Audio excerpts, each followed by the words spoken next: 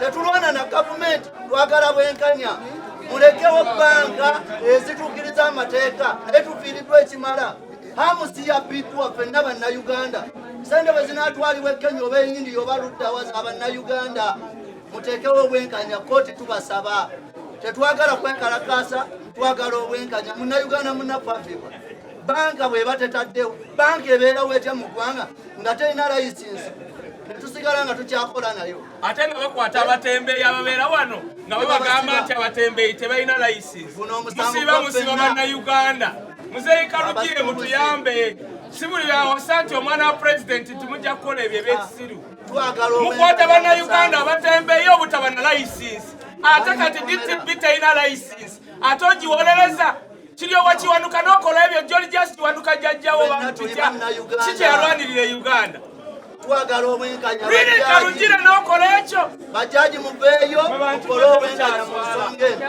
tubasaba tetujja kukola kututta tumalawo musiiba mutusiba naye muwolereza bayindi judiciary yonna ebeeyo ku kintu kino sente sizahamu sente zaffe za Uganda. You are doing a disservice to this Uganda.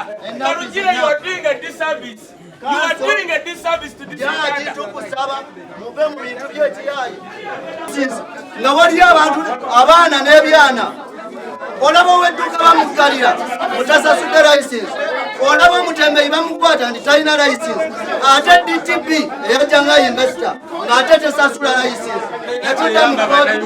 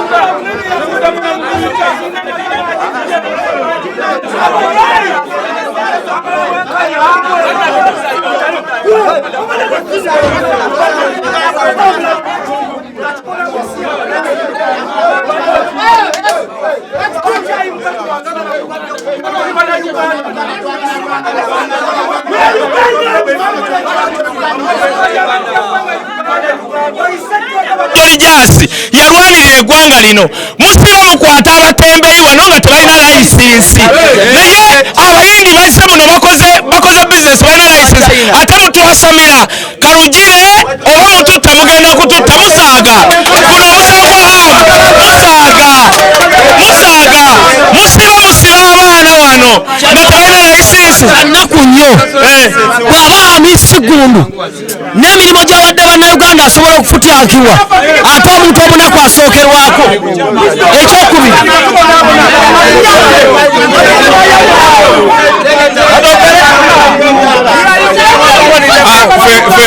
fenga abasuubuzi era bannayuganda tetugenda kukkiriza kwatwala byedda kooti gyeraga kooti olwedde eri biased kooti eri mu feva y'abayindi judgment lwaki bagiwisaawo bagamba kino bannayuganda twetaaga obwenkanya ate abayo si Karugire bwe bakuteeka omusango guno tugenda kugamba bannayuganda bonna abatembeyi teri agenda kuddamu kusasula layisinsi singa abasuubuzi mwenna this financial year singa bakuteeka omusango gwa hamu buli munnayuganda tagenda kuddamu kusasula mu layisinsi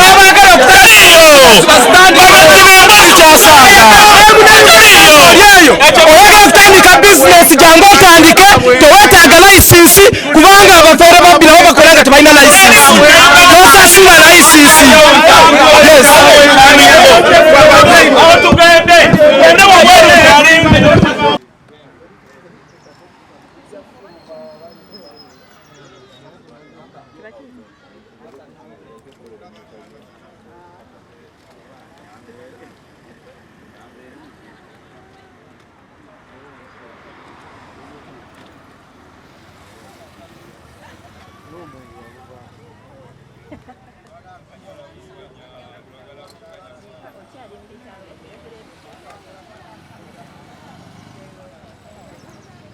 yanyigiriza munnayuganda ekyo tekijja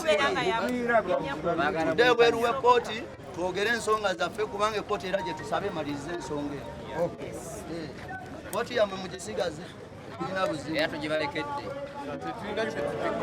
gwa Haja Hamisi mwangu nnyo kulwa munnayuganda amanyi Uganda gyegenda nze neewunyiza mwami Karugire awo yes wawasa omwana wa president naye tekikuwa supremacy ku bintu bya bannayuganda abantu batya okwogera ku Karugire naye nze myamoke let me finish this interview boss.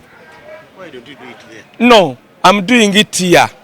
Wamamba nkugamba Karugire kankugambe kubanga yes manyi buli munnayuganda akutya naye abantu bangi nnyo bawasiza abaana ba president nga bakakkamu ongamba otya Karugire n'owolereza abayindi ku bintu ebi bibiri. One, DTB Bank yajja nekola wano business nga terina license bannange wetwali mu court of appeal bakola written statement nga bakkiriza nti kituufu tetwalina license banange tugirina.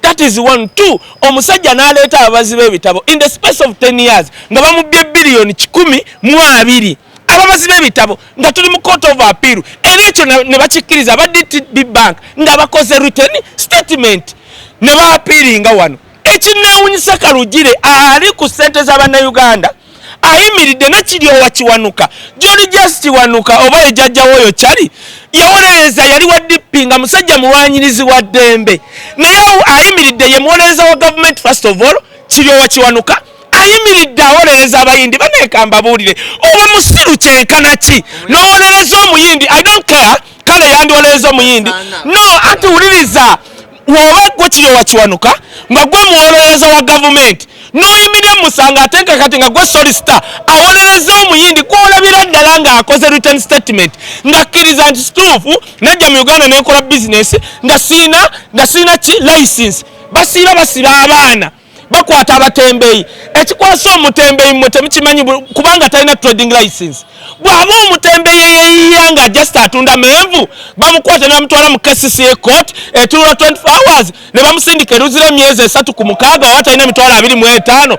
What about bano abayindi aze n'akubba n'akola business mu Uganda nga talina license naye nze ekinnumye kimu kyokka kwe kulaba Kiryowa Kiwanuka nga taata oba yejjajjaawo John Just Kiwanuka nga yafuba okulwanira Uganda eno n'obwenkanya nga Kiryowa Kiwanuka ayimiridde wali awolereza omuntu ayina eyakola written statement ku court of appeal nakkiriza nti kituufu nakola business nga sina ki license kyekingyeko waya ekisembayo kya mukulu Kalugire buli omu atya okwogera ku Kalugire no president alina abaana b'abawala bafumbiddwa. Yes, ayina tetulabangayo muntu mulala yenna yafumbira yawasa mwana wa president naye nga maama akola ebitakwatagana. Kalugire ye yandibadde asooka okudefendinga harm kubanga guno omusango teguli about harm guli ku Munnayuganda gwe bakwatira mu kikuubo gwe bakwatira ku street ng'akola business nga bamuvunaana talina trading license. Naye Kalugire ng'omanyi eno government yammwe wewasa omwana wa president n'oyimirira nga abasajja abayindi bakola bakkiriza nti bakikola nga tebalina license wano n'obawolereza oyo nja paapagana naye nze omumanyi. Kyannaku nnyo nti amateeka leero gafunyiddwa njagala obategeeza nti bw'abanga Miss Kigundu basobola omufutyanka ate omuntu omunaku owa wansi agenda kweyagala no gavumenti ebamu abantu bangi kubanga etandikira ku ggwe mu nsiko mu jjango waliyo ekintu kye bayita water truth mbiseera ebyekyeya ke kafa wasigala amazzi wokka ensolo zonna bwe zijja okunywa tezeerya. Bannayuganda guno omusango si gwa Miss Kigundu yekka musango gwa ffenna kubanga tunyigirizibwa banka z'abagwira kasaba bale ebitabo byabwe mwaka nguweddeko nga badde ewaabwe ffe nga tusigala ntuli bannaku. Njagala okukubiriza Bannayuganda ffenna twegatte wamu tulwanira obwenkanya ekitongole ekiramuzi twatunuulidde tekirimu byabufuzi ojja kwewola bakubbe ogenda kuteka ssente z'okusanga bakusazeeko ssente ddala bakadaama bali ebweru w'eggwanga ensonga eno nkulu kyekyo.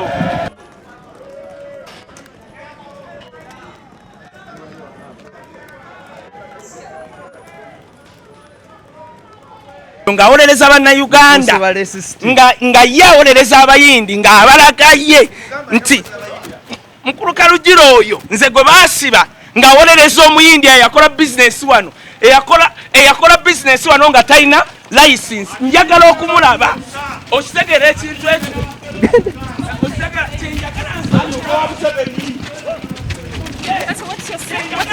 What's your take on this, Mr. Kalugire? Excuse me. What's your take on that? Excuse me. What is your take on that? Excuse me. What is your take on that, please?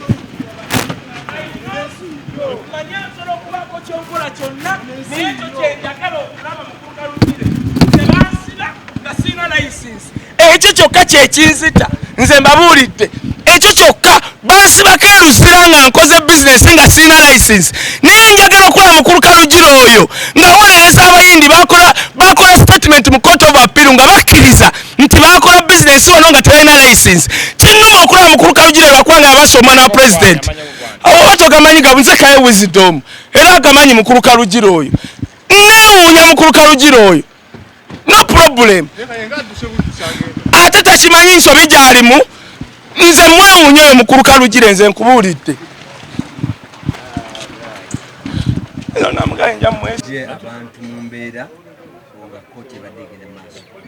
bannayuganda bannange ekisookera ddala omusango guno muzze mugugobera okuviira ddala mu ntandikwa nga guli mu high court ne gujja mu court of appeal kati guli ku supreme court neera kyannaku era mpulira ennyiike ku mutima tibannaffe abamu batera okukolesa political influence and authority out of mere impunity and arrogance okugezaako okukakkanya bannayuganda bannaabwe naye sinaki n'okukakkanya sisitimu yaffe n'eggwanga lina okutwaliza ewamu ffe twenyumiriza mu President Museveni kuba yalwana okukomyawo obwenkanya mu nsi era eddembe mu ggwanga mweriri kyova olaba bannayuganda nganze tusobodde okuvaayo ne tukola bye tukoze ku mulembe guno ne abantu abamu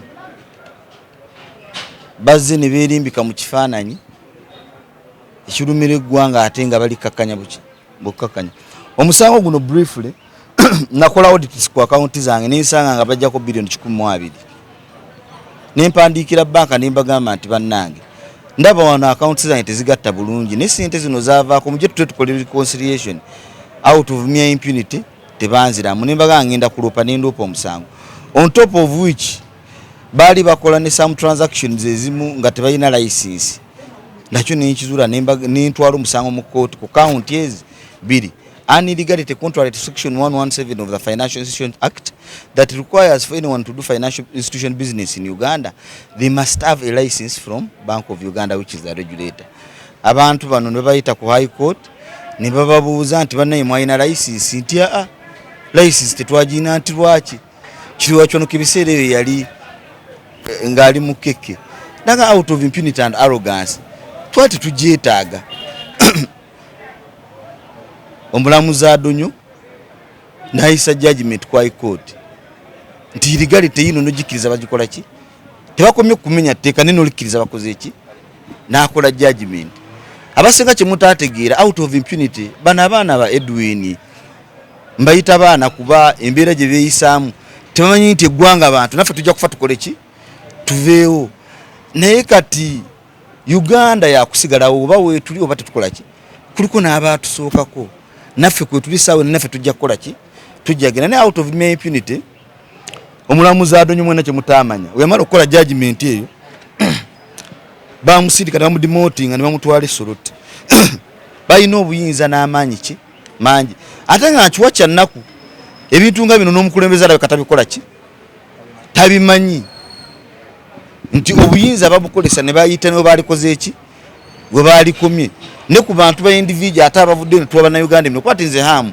kukolesa abantu abasoba mu mutwalo ne kati olaba nga batunyigirize eno mutufu kyannaku nnyo era kikwasa n'amaziga naye ate nga buvunanyizibwa waffe nga banna Uganda okulaba nga tuyimbirawo ne tubeera faamu ku nsonga nga zino ne tutereeza ne twongera ate ku ekyo president kyatuleetera ekyeddembe n'okulaba nga tusobola okukola ne tukulaakulana ne bakola appeal mu court of appeal bakola appeal mu court of appeal abalamuzi tebaali clear ensonga eno ya illegality the substantial issue of illegality upon which judgment was passed was completely ignored ne baagala okugamba nti musango gudde kuki ku high court naye ne tukola appeal ku supreme court olutuuka mu supreme court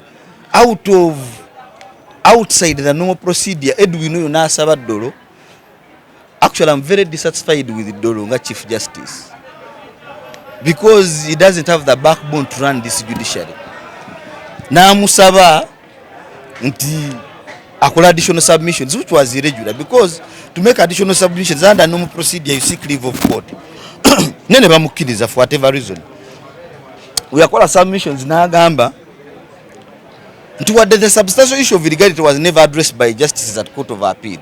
Wadde ensonga eno teyatulirwamu balamuzi bano ba court of appeal naye ate omusango guno banaagusala nga gulina okusalibwa mu direction ya hamu gujja kusaba naffe bano abagwira abajja okukolera wano kuba abantu bano n'olaba tafuna license tebaagala kuba misolo kugaba bakola nti sente zonna ze bakola bazitwala twewunya obwavu buvawa because these are exploitative banking structures ate nga tutekukuvayo ntuzikola ki netuzirwanisa lwakuba bakyayina ebijinji nga wolaba bino ebyakalugiro ono Edwin kugaba bateerawo ebijinji ne beeka nga bakola ki nga batunyigiriza. Edwin yakola submissions ezo n'agamba nti oba naagusala nga gulina okusalibwa wadde illegality yali addressed court of appeal. Definitely alina kuteekamu application of judgment on admission. Whether illegality from my court was committed and admitted. Now again on Supreme Court, that is on top court record. On Supreme Court you nakola submissions eziri additional. Nti dine issue ya illegality cha standinze ki farm. Kati bino ndayo mulaba na mu kirungi mbadde mu court. Mulaba watanya ogezaako okukakanya omusango. Naye Uganda sawe nilimu abantu miliyoni 5 bannaffe abatembeeyi bajjudde Luzira lwakuba bakola nga tebalina license. Ffe utasasula trading license edduuka balikola ki balisiba. Kati etteeka lino welikola ku Munnayuganda si welikola ku mugwira. Nze ndaba tekyawuka n'abantu baasookawo.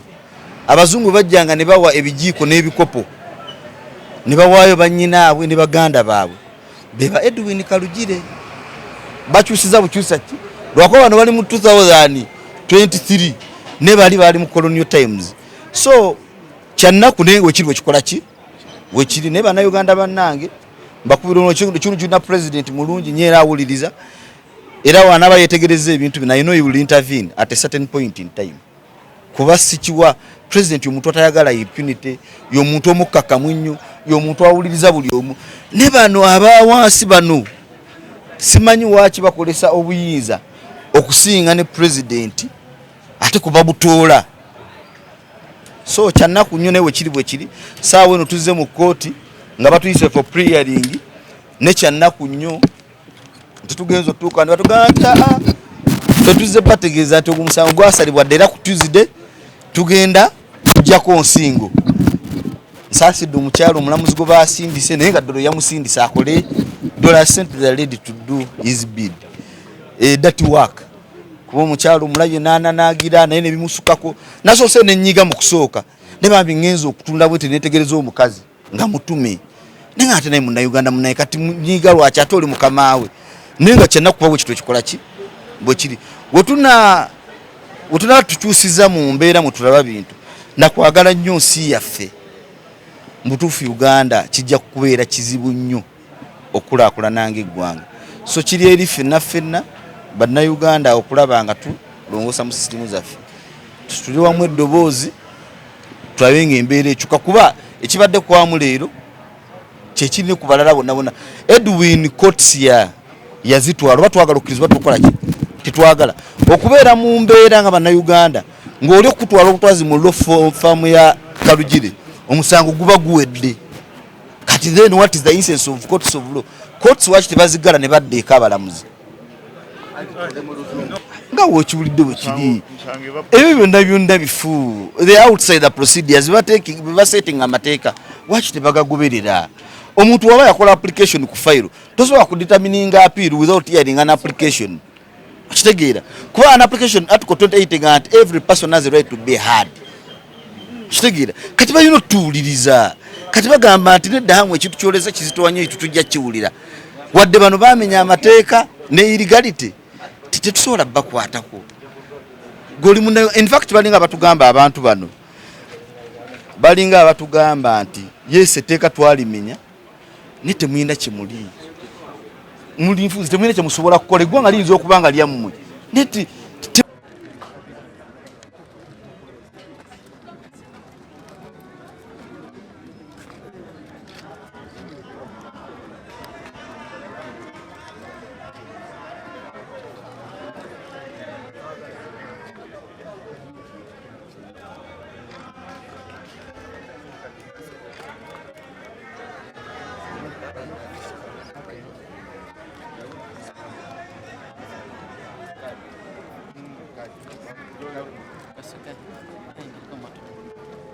Okay,